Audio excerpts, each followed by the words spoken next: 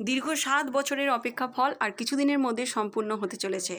আজ আমরা আছি রায়পুর ব্লকের চান্দুডাঙ্গা মা মহামায়া মন্দিরে। সুবিখ্যাত মন্দির নির্মাণ কাজ সম্পূর্ণ হতে চলেছে।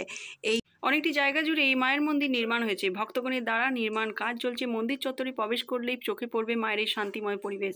মার্বেল পাথরের ওপর এই নিখুঁত কারুকার্য, যা নির্মাণ মূল্য পড়েছে 6 কোটি টাকা। মন্দিরটির সামনেই আছে স্বয়ং মহাদেবের মন্দিরটি। মহাদেবের মন্দিরের সামনে যে তমাল গাছ আছে তা 400 বছরের পুরনো। মায়ের মন্দিরের সামনে যে সুন্দর ঘাট আছে, সেই ঘাটেই মা মহামায়া শাখা পড়েছিলেন, যা আপনাদের দেখানো হবে পরের ভিডিওতে। মা মহামায়ার সুন্দর এই নিখুঁত কারুকার্য এবং শান্তিময় পরিবেশ, যা আমাদের মনকে আনন্দ সৃষ্টি করে। মায়ের নেই তুলনা, দেখতে সূর্য দ্বীপ ছিল না। জয় মা মহামায়া। ধন্যবাদ। আসছি পরের ভিডিওতে।